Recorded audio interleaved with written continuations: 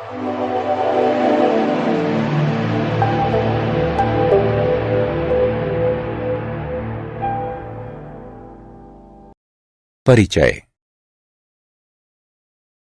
आज रविवार की सुबह है।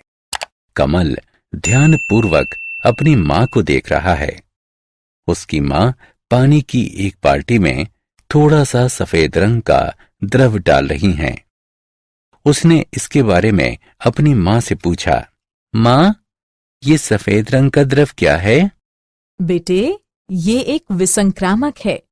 और आप इसे पानी की बाल्टी में क्यों डाल रही हैं? क्योंकि विसंक्रामक एक रासायनिक पदार्थ होता है जो सूक्ष्म जीवों को मारता है और उनकी वृद्धि को रोकता है। फर्श और प्रसाधनों को संक्रमण से बचाने के लिए इसका उपयोग किया जाता है। मां, क्या हम इसका प्रयोग सीधे घावों पर कर सकते हैं? नहीं बेटा, हम विसंक्रामक को सीधे घावों पर नहीं लगा सकते, लेकिन यदि हम विसंक्रामक के बहुत निम्न सांद्रता वाले विलयन का प्रयोग करें तो हम इसे एक एंटीसेप्टिक के रूप में भी प्रयोग कर सकते हैं। मां, मैं इसके बारे में और अधिक जानना चाहता हूं। अच्छा बेटा, आज मैं तुम्हें इसके बारे में और अधिक जानकारी दूंगी। छात्रों, आज हम इसके बारे में अपने अध्याय दैनिक जीवन में रसायन इसमें विस्तार से चर्चा करेंगे।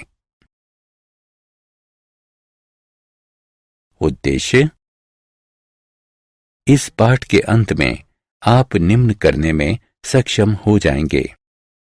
औषध को परिभाषित व वर्गीकृत करना, औषध अभिकल्पन के बारे में जानना, विभिन्न वर्गों की औषधि की चिकित्सीय क्रिया का विश्लेषण करना, भोजन में मौजूद रसायनों से परिचय, कृत्रिम मधुरकों को समझना, खाद्य पदार्थ परिरक्षकों की व्याख्या करना, साबुन और अपमार्जकों को परिभाषित व वर्गीकृत करना। दैनिक जीवन में रासायनिक यौगिक। दैनिक जीवन में रासायनिक यौगिकों का प्रयोग कई उपयोगी कार्यों में किया जाता है। उदाहरण के लिए, चाय को मीठा बनाने के लिए चीनी, धोने और नहाने के लिए साबुन आदि का इस्तेमाल। ये मनुष्यों और आवास के अस्तित्व को प्रभावित करता है। इसके अतिरिक्त कृषि, वस्त्र, दवाओं, फोटोग्राफी आदि में अनेक यौगिकों का अनुप्रयोग होता है। इस प्रकार रसायन हमारे दैनिक जीवन के साथ साथ कई जैविक प्रक्रियाओं में महत्वपूर्ण भूमिका निभाते हैं। औषध। रोगों के उपचार तथा दर्द की पीड़ा को कम करने के लिए प्रयुक्त रासायनिक पदार्थ दवाएं या औषध कहलाते हैं। दवाओं के रूप में कुछ रासायनिक यौगिकों के उपयोग ने कई तरीकों से मानवता की सहायता की है। रोगों के उपचार, दर्द की पीड़ा को कम करने और जनसंख्या विस्फोट को नियंत्रित करने के लिए दवाओं का उपयोग किया जाता है। उन्होंने मनुष्य के औसत जीवन काल में वृद्धि की है और एक आरामदायक जीवन जीने में उसकी सहायता की है। जीवाणुओं के आक्रमण से उत्पन्न रोगों का रासायनिक यौगिकों द्वारा उपचार, जो होस्ट के ऊतकों को बिना प्रभावित किए सूक्ष्म जीवों को नष्ट करता है, रसायन चिकित्सा कहलाता है। उपचार के लिए प्रयुक्त रसायन रसायन चिकित्सकीय एजेंट यानी अभिकर्ता कहलाते हैं।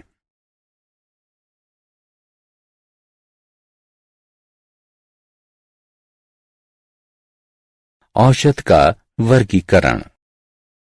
औषधों को कई तरह से वर्गीकृत किया जा सकता है।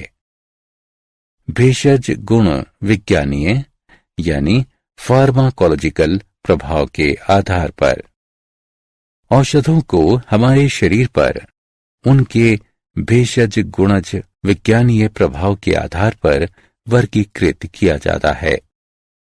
उदाहरण के लिए, ज्वरनाशी औषध ज्वर वाले शरीर का ताप कम करती है, जबकि पूतिरोधी यानी एंटीसेप्टिक औषध सूक्ष्म जीवों की वृद्धि को रोकती है। विशेष रूप से जैव रासायनिक प्रक्रिया के आधार पर कुछ दवाएं जैव रासायनिक प्रक्रियाओं को प्रभावित करती हैं। उदाहरणार्थ, एंटीहिस्टामिन दवाएं हिस्टामिन की क्रिया जिसके कारण शरीर में सूजन आती है, इसको दबाती हैं। रासायनिक प्रकृति के आधार पर कुछ औषधों का शरीर पर प्रभाव उनकी संरचनात्मक विशेषताओं के आधार पर होता है। उदाहरण के लिए, सल्फा औषध अपनी संरचना के कारण सूक्ष्म जीवों जैसे जीवाणु के वर्धन को बढ़ा सकती है, इसलिए उनका प्रतिजीवाणुओं के रूप में प्रयोग किया जाता है। लक्ष्य अणुओं के आधार पर वे लक्ष्य अणुओं जैसे एंजाइम, कोशिकाग्राहियों, वृहदाणु जैसे कार्बोहाइड्रेट, प्रोटीन, लिपिडों और न्यूक्लिक अम्लों पर आधारित होती है।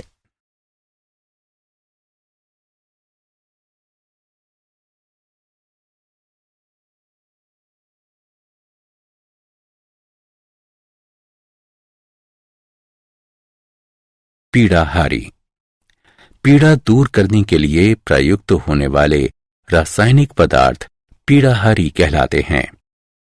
उदाहरण के लिए, एस्पिरिन और एनाल्जीन। वे पीड़ा और ज्वर से तुरंत आराम देती हैं।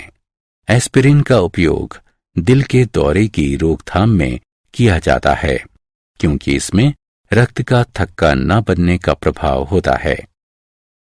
कुछ नारकोटिक्स जैसे morphine, codeine, pethidine, hydrochloride, methadone और हेरोइन भी पीड़ाहारी के रूप में प्रयुक्त होती है। वे रोगी को पीड़ा से मुक्ति तो देती हैं, लेकिन वे केंद्रीय तंत्रिका प्रणाली पर आक्रमण करती हैं और निद्रा या मूर्छा लाती हैं। अधिकांशतः ये अफीम या मैरिजुएन पादपों से प्राप्त होने वाले उत्पाद हैं।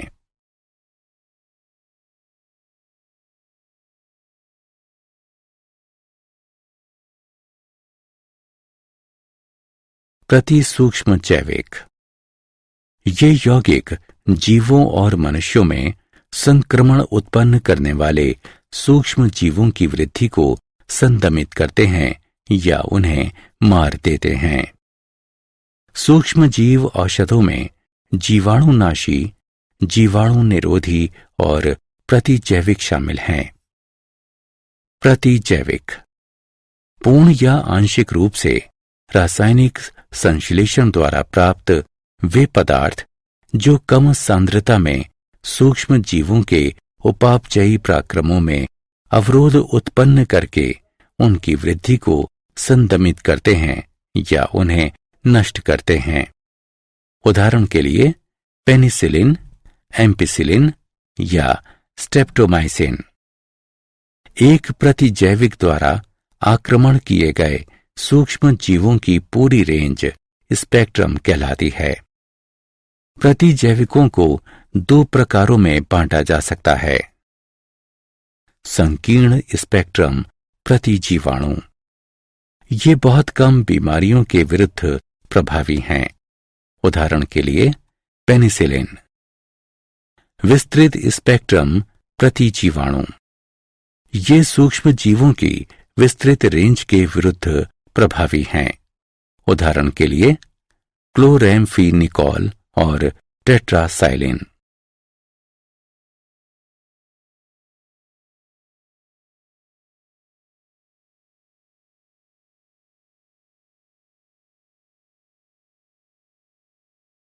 पूतिरोधी तथा विसंक्रामी रोगाणुनाशी। पूतिरोधी रासायनिक पदार्थ जो सूक्ष्म जीवों की वृद्धि को रोकते हैं या उन्हें मारते हैं, लेकिन सजीव मानवीय ऊतकों के लिए हानिकारक नहीं हैं, पूतिरोधी कहलाते हैं। पूतिरोधियों को सजीव ऊतकों पर लगाया जाता है। इन्हें घावों, व्रणों यानी अल्सरों और रोगग्रस्त त्वचा की सतह पर लगाया जाता है। साधारणतः प्रयुक्त किए जाने वाले पूतिरोधी हैं डेटॉल, बाइथायोनॉल, आयोडीन और हाइड्रोजन परऑक्साइड विलयन। विसंक्रामी रासायनिक